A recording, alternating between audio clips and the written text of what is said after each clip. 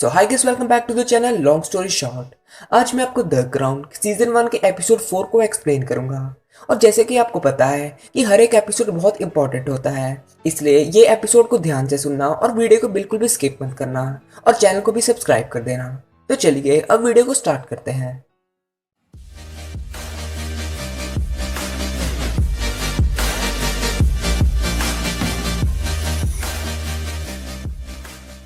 Episode की starting में हम देखते हैं कि पीटर फिलिप को एरोप्लेन चलाना सिखाता है। पीटर प्लेन को हवा में ऊपर लेकर जाता है और उसे रोल करता है, और फिर फिलिप एरोप्लेन चलाकर देखता है। उसके बाद पीटर हवा में प्लेन को ऑफ कर देता है और दोनों खुले में आसमान का मजा लेते हैं। और फिर फिलिप कहता है कि प्लेन जमीन के पास आ रहा है, इसलिए इंजन को ऑन कर दो। पीटर कहता है कि अब इंजन ऑन करने का टाइम नहीं है, इसलिए हम फियस्टिक लैंडिंग करेंगे। फ्यूस्टिक लैंडिंग इसमें ऐसा होता है कि प्लेन को हवा की दिशा में लेकर जाते हैं और लैंड करते हैं, और फिर वो लैंड हो जाते हैं। फिर हमें एक वेदर ब्रॉडकास्ट हेडक्वार्टर का सीन दिखाते हैं। एक लड़की वेदर चेक कर रही होती है, और फिर वो नीचे आके वो रिपोर्ट किसी आदमी को देती है। वो आदमी उस रिपोर्ट को वहाँ के हेड के पास लेकर जाता है और कहता है आपको इसे देखना चाहिए। उनका हेड उस रिपोर्ट को देखता है और हैरान रह जाता है और कहता है हमें चेतावनी देनी चाहिए, वरना हम फंस जाएंगे। फिर हेड एक आदमी को कहता है कि ये रिपोर्ट प्राइम मिनिस्टर को भेजो। हेड कहता है कि वो इसे पढ़ेंगे तो नहीं, मगर इम्पोर्टेंट ये है कि हमने उन्हें ये भेजा। और उसके बाद वो आदमी पीएम को लेटर पोस्ट कर देता है। फिर हमें दिखाते हैं कि डॉक्टर क्वीन मदर को चेक करने आता है, क्योंकि क्वीन मदर की तबीयत ठीक नहीं होती। क्वीन मदर डॉक्टर को कहती है कि अब तैयारियां शुरू कर देनी चाहिए, और डॉक्टर कहता है किस चीज़ की तैयारियां। और फिर क्वीन मदर कहती है मेरे फ्यूनरल की, क्योंकि ज़्यादा स्मोक करने के कारण क्वीन मदर के फेफड़े खराब हो चुके थे। फिर हमें दिखाते हैं कि सभी पोस्ट लेटर्स पीएम के ऑफिस में आती हैं, और एक आदमी वेदर की रिपोर्ट को देखता है और किसी को बताए बिना वो एक आदमी के पास जाता है और कहता है ऐसी वेदर रिपोर्ट आज तक नहीं मिली, और कहता है आपको टेनोरा नाम से क्या कुछ याद नहीं आता। फिर हमें दिखाते हैं कि ये दोनों आदमी एक दूसरे पार्टी जिसने चर्चिल के खिलाफ इलेक्शन लड़े थे उनके हेड के पास जाता है, जिसका नाम एटली है। एटली बताता है कि टेनोरा वेदर में हर जगह कोरा ही कोरा हो जाता है, जो कि इंडस्ट्रीज की वजह से पैदा होता है, और ये अमेरिका में आया था, जिसने काफ़ी लोगों की जानें ली। और इसकी रिपोर्ट पहले जब प्राइम मिनिस्टर को भेजी तो उन्होंने इसे प्रायोरिटी नहीं दी, और अब ये लंदन में हो रही है। जो आदमी ये रिपोर्ट लाया होता है वो कहता है विंस्टन और उसकी पार्टी काम नहीं कर रही, और अगर आप उनकी जगह होते तो ज़्यादा बेहतर होता। और फिर हमें चर्चिल के ऑफिस का सीन दिखाते हैं। सभी कर्मचारी ऑफिस से चले गए होते हैं, लेकिन वही न्यूली एम्प्लॉयड लड़की यानी स्कॉट अभी भी वहीं पर होती है। वो टेबल से चर्चिल की लाइफ बायोग्राफी की बुक उठाती है, और फिर चर्चिल उसको कहते हैं कि तुम अभी तक घर क्यों नहीं गई, और फिर वो अपने घर चली जाती है। घर जाने के बाद वो यही चर्चिल की बुक पढ़ रही होती है, और उसकी बहन कहती है कि मैं बाहर जा रही हूँ, और वो वही बुक पढ़ती रहती है। वो बुक में पढ़ती है कि चर्चिल ने उसमें अपनी जवानी की उम्र में लिखा था कि ये तुम्हारा वक्त है और तुम्हारी ज़रूरत है, इसलिए बदलाव का बीड़ा उठाओ, क्योंकि ये तुम्हारा वक्त है। फिर हमें दिखाते हैं कि रातों रात पूरा लंदन धुंध की लपेट में आ जाता है, और धुंध के अगले दिन यानी डे 1 दिसंबर 6 1952 को सभी लोग यानी क्वीन, फिलिप, एटली, मार्गरेट और बाकी सब अपने कर्टन्स को खोलकर देखते हैं कि पूरा लंदन धुंध से भर चुका है, हर जगह कोहरा ही कोहरा है। फिर हमें दिखाते हैं कि एलिजाबेथ एक आदमी को पूछती है कि क्या कार तैयार हो गई, और वो कहता है कि नहीं, हम कार में कहीं नहीं जा सकते क्योंकि बाहर बहुत धुंध है। और फिर एलिजाबेथ कहती है कि हमने अपनी दादी यानी क्वीन मदर को मिलने जाना है, इसलिए हम पैदल जाएंगे। और फिर वो पैदल चल के क्वीन मदर को मिलने जाती है, और क्वीन मदर से पूछती है कि आपने कहा था अगर कोई मुसीबत भगवान देता है यानी बाय नेचर आती है तो उसे होने दो। क्वीन मदर कहती है बिल्कुल, तो तुम उसे होने दो, क्योंकि कई बार बुरे में ही भलाई होती है। क्वीन मदर उसको बताती है कि यही कारण है कि ताजपोशी हमेशा चर्च में होती है, किसी सरकारी दफ्तर में नहीं। एलिजाबेथ कहती है मेरे पति यानी फिलिप ये नहीं मानेंगे। और फिर क्वीन मदर अपने पूर्वज किंग और क्वींस की महानता के बारे में बताती है, और कहती है फिलिप इन बारे में क्या जाने। फिर हमें दिखाते हैं एटली को उसकी पार्टी का एक आदमी कोरे के बढ़ने के बारे में बता रहा होता है। फिर एटली कहता है कि कुछ भी हो जाए लेकिन प्राइम मिनिस्टर को एक मौका तो मिलना ही चाहिए। फिर हमें दिखाते हैं कि स्कॉट कोहरे में भी प्राइम मिनिस्टर के ऑफिस जाती है और प्राइम मिनिस्टर को कहती है कि कोहरे में ऑफिस आना खतरे से खाली नहीं था। और प्राइम मिनिस्टर कहते हैं कि फिर तुम ऑफिस मत आया करो क्योंकि तुम हमारे लिए बहुत इंपॉर्टेंट हो। वो कहते हैं कि तुम मेरे डॉक्यूमेंट्स एक जगह से दूसरी जगह लेकर जाती हो जिसकी वजह से पूरा देश चलता है। फिर स्कॉट प्राइम मिनिस्टर को कहती है कि आपने 24 साल की उम्र में लिखा था कि दूसरों पर हेल्प करो और कभी भी बेरहम मत बनो। और कहती है आपने लिखा था कि अपने में एक शक्ति और उम्मीद रखो। वो कहती है कि वो शक्ति और उम्मीद अब आप में कहाँ है। फिर प्राइम मिनिस्टर को फील होता है कि उसे अपने में अभी भी वो आग लानी होगी। फिर हमें डे 2 का सीन दिखाते हैं, यानी 7 दिसंबर 1952। और कोहरा बहुत बढ़ चुका होता है। स्कॉट अपने घर की टूटी हुई विंडो पर एक कपड़े से ब्लॉक करती है और देखती है कि उसकी बहन बहुत बीमार होती है, लेकिन उसकी सिस्टर उसको काम पर भेज देती है।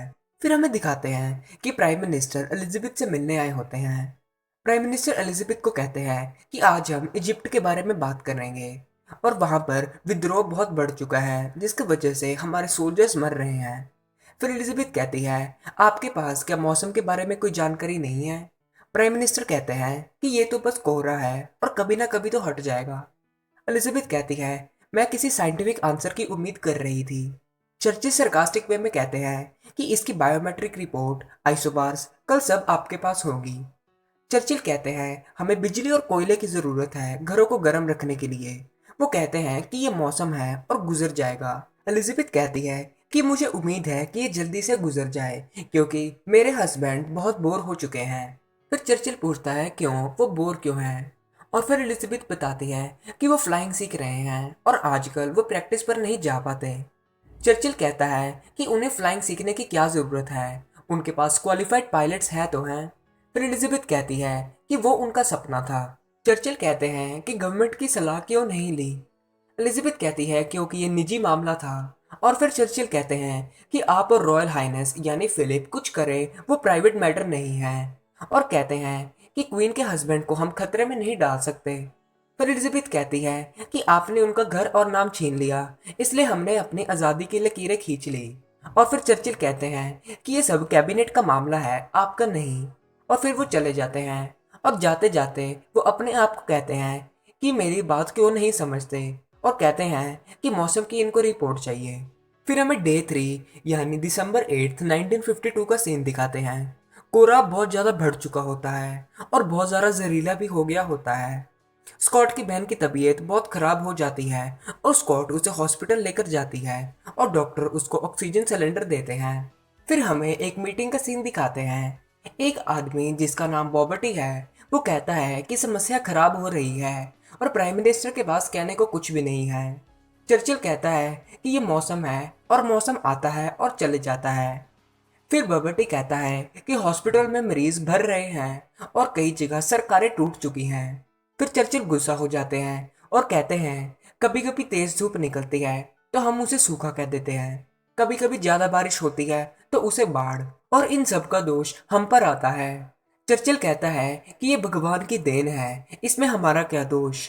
और फिर वो कहता है हमारे पास मुद्दे डिस्कस करने के लिए और भी हैं, जैसे कि ड्यूक ऑफ एडिनबरा। फिर हमें दिखाते हैं कि बॉबर्टी ड्यूक ऑफ एडिनबरा यानी डिकी को फोन करता है और कुछ बताता है। फिर हमें स्कॉट का सीन दिखाते हैं। वहां पर और भी बहुत सारे मरीज होते हैं। स्कॉट डॉक्टर से पूछती है कि इसको रोका कैसे जाए। डॉक्टर कहते हैं कि मास्क पहनना तो बस एक ढोंग है, ये दिखाने के लिए कि सरकार कुछ काम कर रही है। वो कहता है हमें और स्टाफ मेंबर चाहिए और कुछ पैसे। स्कॉट फिर प्राइम मिनिस्टर के पास इस प्रॉब्लम को लेकर जाती है और सड़क पर कुछ हो जाता है। दोस्तों अगर आपने अभी तक मेरे चैनल को सब्सक्राइब नहीं किया है तो चैनल को सब्सक्राइब कर दें, वीडियो को लाइक कर दें और बेल नोटिफिकेशन ऑन करना बिल्कुल मत भूलना। जब स्कॉट प्राइम मिनिस्टर के पास ये प्रॉब्लम लेकर जा रही होती है तब सड़क पर अचानक उसकी बस के साथ टक्कर हो जाती है क्योंकि उसको कोहरे की वजह से कुछ दिखाई नहीं दे रहा होता और उसकी मौके पर ही मौत हो जाती है। फिर हमें दिखाते हैं कि एलिजाबेथ और फिलिप इकट्ठे बैठे होते हैं और वहां पर ड्यूक ऑफ एडिनबरा यानी डिकी आता है और फिलिप वहां से चले जाता है क्योंकि ये गवर्नमेंट का मामला होता है। डिकी कहता है कि मुझे बॉबर्टी का फोन आया था और अब चर्चिल के लोग ही उसके साथ नहीं हैं क्योंकि वो कुछ काम नहीं कर रहा। और बताता है कि चर्चिल ने कैबिनेट में बस एक ही बात पर चर्चा करी कि फिलिप को फ्लाइंग नहीं सीखनी चाहिए। डिकी कहता है कि क्वीन के पास अधिकार है कि वो प्राइम मिनिस्टर को हटा सके। फिर हमें दिखाते हैं कि एलिजाबेथ टॉमी से इस बारे में सलाह लेती है। टॉमी बताता है कि एंथनी आपके पिता के पास प्राइम मिनिस्टर को हटाने की बात करने आया था, लेकिन किंग ने मना कर दिया। और कहता है कि लेकिन हर समस्या में सिचुएशन अलग अलग होती है। इन शॉर्ट वो भी यही कह रहा था कि आपको प्राइम मिनिस्टर को हटा देना चाहिए। फिर चर्चिल हॉस्पिटल में स्कॉट को देखने जाता है और वहां उसे स्कॉट की शक्ति और उम्मीद वाली बात याद आती है। और फिर उसका एक आदमी आता है और कहता है कि क्वीन ने आपको बुलाया है। और फिर चर्चिल कहता है कि तुम जल्दी से रिपोर्टर्स का इंतजाम करो। और फिर चर्चिल एक स्पीच देता है और कहता है कि गवर्नमेंट अब पैसा और डॉक्टर का स्टाफ देगी और सभी जनता खुश हो जाती है। फिर ये न्यूज़पेपर एलिजाबेथ के पास आता है और वो टेंशन में पड़ जाती है कि वो क्या करे। और ये हेडलाइन जब अटली पढ़ता है तो वो गुस्सा हो जाता है क्योंकि वो चर्चिल के अगेंस्ट स्टेप नहीं ले पाया। और फिर एलिजाबेथ चर्चिल के साथ मीटिंग रखती है। कोरा भी हट जाता है और फिर हमें दिखाते हैं कि चर्चिल अपनी वाइफ के साथ खुशी खुशी बताता है कि क्वीन ने अब मुझे पूछा कि आप पाकिस्तान के प्राइम मिनिस्टर के साथ डिनर करना चाहते हैं कि न्यूजीलैंड के। और एलिजाबेथ क्वीन मदर को बताती है कि चर्चिल ने फिलिप को फ्लाइंग सीखने की परमिशन दे दी। और फिर हमें सिखाते हैं कि फिलिप पीटर से पूछता है कि मुझे लाइसेंस कब मिलेगा। पीटर कहता है एक नॉर्मल आदमी जब 100 से 120 घंटा हवा में रहता है तब उसे लाइसेंस मिलता है।